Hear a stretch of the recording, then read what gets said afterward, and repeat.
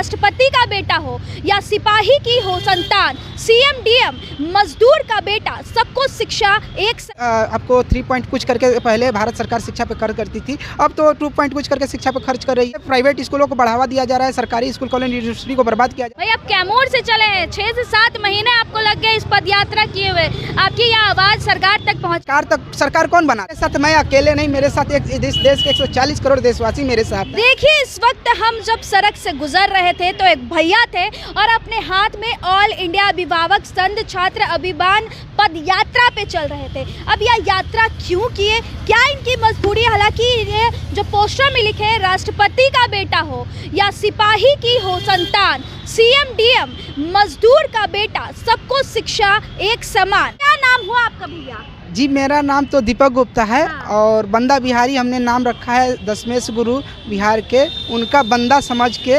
और बिहारी शब्द एक गाली के तौर पे लोग यूज़ करते हैं। उस बिहारी के सम्मान में जितने भी बिहारी हमारे भाई, उनके सम्मान में हमने ये नाम लिखा है।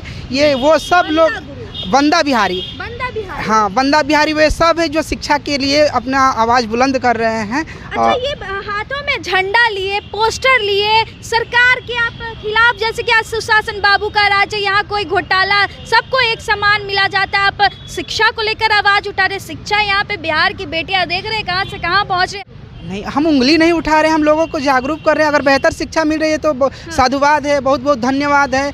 अगर लोग कह रहे हैं, अगर जो सत्ताधारी जो कहते हैं और जो धरातल पे सच्चाई होता है, उसमें तो अंतर है। क्या धरातल पे सच्चाई? धरातल पे आप सच्चाई आप देख सकती हैं कि किस प्रकार से कॉलेज यूनिवर्सिटी बर्बाद हो रहे हैं, खंडहर हो रहे हैं। आप जीडीपी का आपको 3 पॉइंट कुछ करके पहले भारत सरकार शिक्षा पे खर्च करती थी, अब तो 2 पॉइंट कुछ करके शिक्षा पे खर्च कर रही है। और एक तरह से प्राइवेट स्कूलों को बढ़ावा दिया जा रहा है, सरकारी स्कूल कॉलेज यूनिवर्सिटी को बर्बाद किया जा रहा है।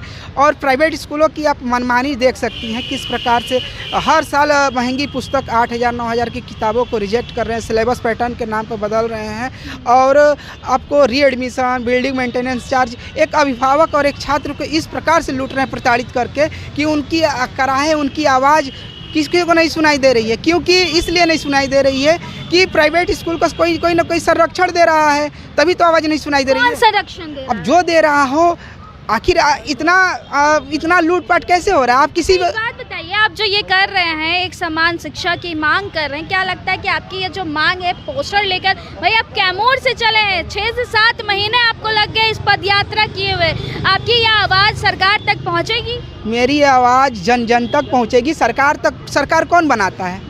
हम हैं जनता। हमको जनता तक अपनी आवाज़ पहुंचाना है, सरकार तक नहीं। मेरा उद्देश्य किसी सरकार तक आवाज़ पहुंचाने का नहीं। मैं अगर सरकार तक पहुंचाना होता तो हम लेटर लिखते, अपना लेटर देते, लेकिन मेरा उद्देश्य है कि जन जन तक आवाज़ जाए और शिक्षा में एक क्रांति आए, सबको एक बेहतर शिक्षा मिल सके, सबको सम्मान मिल सके।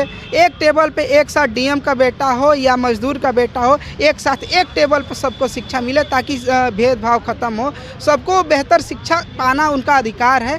यही मेरा उद्देश्य था। तो इस उद्देश्य से चलकर मैं पैदल चल रहा हूं। क्या लगता है कि डीएम का बेटा और मजदूर का बेटा अलग अलग बैठते हैं? लोग तो हंसते हैं इस बात पे कि कुछ तो बात होगा तभी तो हंसते हैं कि डीएम के बेटा के साथ मजदूर का बेटा कैसे पढ़ सकता है, या सीएम के बेटा के साथ हमारा बेटा कैसे पढ़ सकता है। ये एकमात्र कल्पना भर है। इस कल्पना को सोच के लोग हंस रहे हैं, लेकिन आप भी जानते हैं कि असंभव है, सब कुछ संभव है।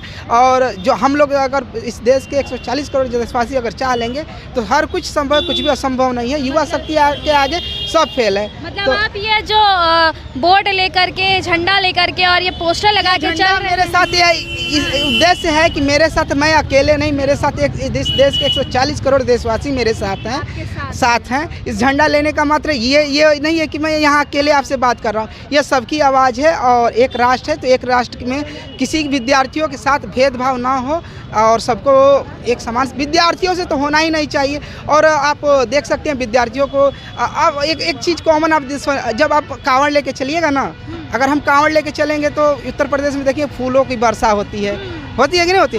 और जैसे ही आप रोजगार और मांगेंगी अपना आंदोलन रोजगार के लिए या वैकेंसी के लिए, कहिएगा कि हमको वैकेंसी चाहिए, हमको रोजगार चाहिए, शिक्षा चाहिए, तब आपको लाठियों से पीटा जाएगा, मार के भगा दिया जाएगा।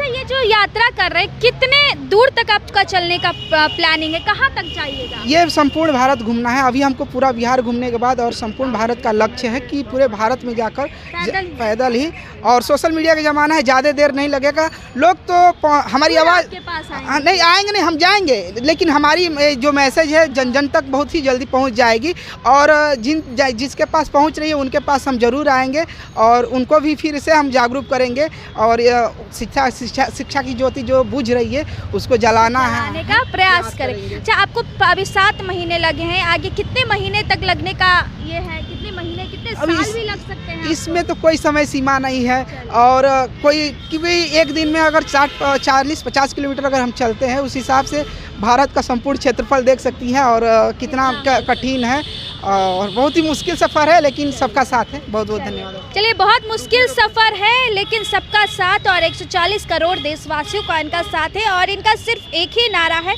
कि सभी को शिक्षा एक समान, डीएम का बेटा हो, सीएम का बेटा या मजदूर का बेटा हो, एक साथ बैठ के पढ़ाई करें। खैर, अब बाकी बात कमेंट बॉक्स के माध्यम से अपनी प्रतिक्रिया दीजिएगा, और ऐसे ही देश दुनिया की तमाम खबरों के साथ देखते रहें। मीडिया वाली निधि सिंह के साथ। बहुत बहुत धन्यवाद।